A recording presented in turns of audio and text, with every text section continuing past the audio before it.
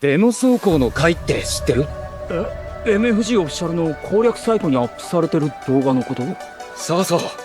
全てのコースを同じ車で、多分同じドライバーが攻めてるんだけど。そいつ何者？すげえ気になる。